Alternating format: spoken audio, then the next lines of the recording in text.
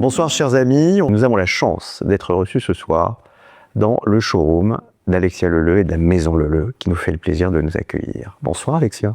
Bonsoir Olivier. C'est une maison qui est une ambassadrice évidente du savoir-faire français en matière de décoration, de meubles et de goût surtout. Est-ce que tu peux nous dire et nous parler un petit peu des origines de cette maison qui a un nom quand même très célèbre? Alors oui, à l'origine, tout commence avec mon arrière-grand-père. Mon arrière-grand-père, Jules Leleu, qui est un des pionniers du mouvement Art déco, qui fonde cette maison en 1910. Et là où vraiment tout a commencé, c'est à partir de l'exposition universelle qui avait lieu à Paris en 1925, où là, Jules Leleu gagne le Grand Prix du jury de cette exposition internationale. Donc il gagne grâce à une enfilade qui est maintenant au Met à New York et ça va complètement le propulser sur le devant de la scène. À ce moment-là, des changements majeurs au sein de la société. Déjà, on devient une maison familiale puisque les 3 enfants de Jules Leleu entrent au sein de la maison aussi en tant que designers, etc. Donc ils sont tous créateurs, c'est vraiment une famille de créateurs. Et le deuxième grand changement, c'est qu'on devient ce qu'on appelle à cette époque un ensemblier décorateur. Donc on ne va plus s'arrêter à la création de mobilier incroyable, mais on va vraiment penser des intérieurs dans leur ensemble. Donc avec la création associée de tapis, de luminaires, papier peint, tissu. Et pour chaque projet, ma famille va concevoir des intérieurs différents, d'une extrême élégance. Et c'est vraiment ça qui les a fait connaître, notamment parce que le nom Leleu va résonner dans les palais du monde entier, les palais les plus célèbres, comme par exemple le palais de l'empereur du Japon, bien sûr le palais de l'Élysée, le salon de l'ONU à Genève, beaucoup d'ambassades françaises à l'étranger, mais également beaucoup aussi de clients privés très célèbres, comme par exemple les appartements privés du président Eisenhower, de Marilyn Monroe, du prince de Monaco. Et donc clairement, oui, ça devient vraiment la maison de haute décoration.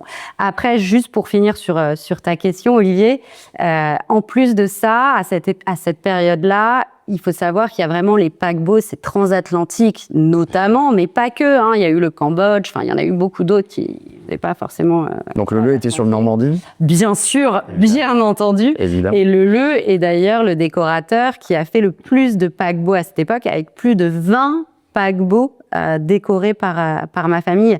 Et donc ça a largement aussi permis en fait son expansion à l'international, notamment bien sûr aux États-Unis.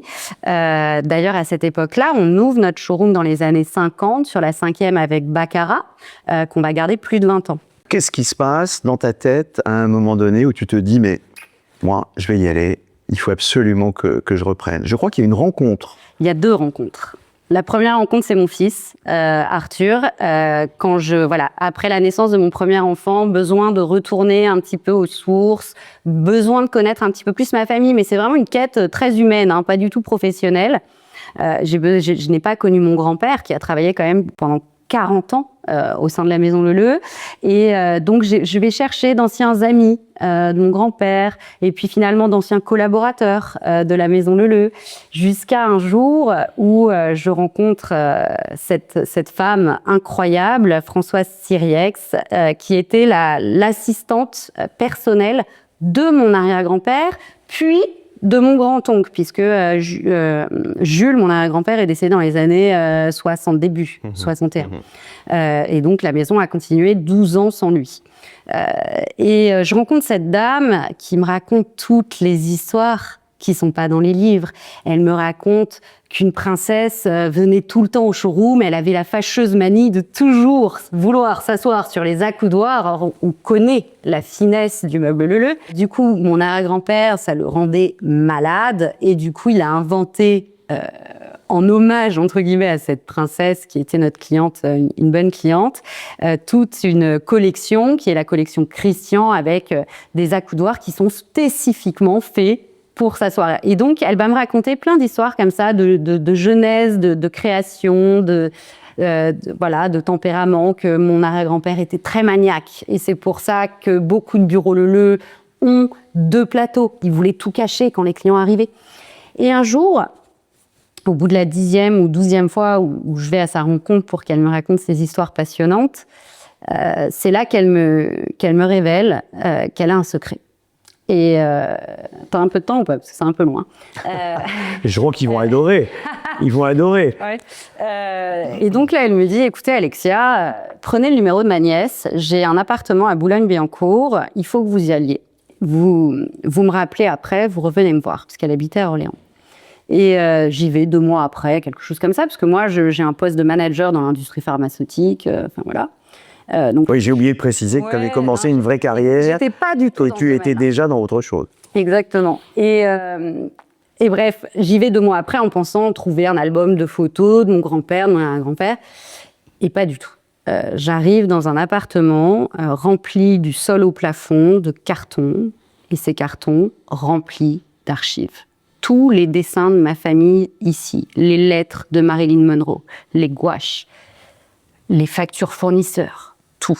Donc là, voilà, ça y est, j'ai la chair de poule. Forcément, je reviens voir Françoise en lui disant « mais je comprends pas, c'est quoi? Je comprends rien, en fait. » Il commence à atterrir là. Voilà.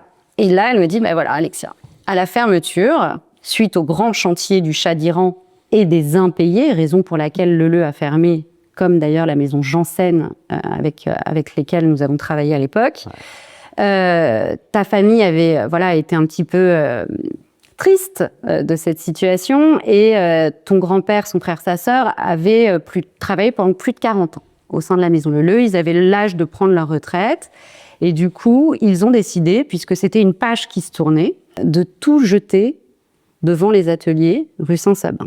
Donc, tout avait été jeté dans des énormes bennes à ordures, etc. Et cette fameuse assistante particulière merci Françoise, a pris sa petite voiture et a tout récupéré. Quelle chance. Ah oui, ouais, c'est pas fini. Ils auraient pu faire une auto-da-fé et tout brûler. Mais exactement. Et puis, ça aurait pu être emmené. Et surtout, elle a conservé toutes ces archives pendant plus de 50 ans. C'est pas rien, 50 ans. C'est pas 5 ans. Et là, je lui dis, mais c'est incroyable, etc. Et là, elle me dit, je vous attendais. Et là, je lui dis, comment ça? Elle me dit, oui, c'est vous. Ça fait 50 ans que je vous attends.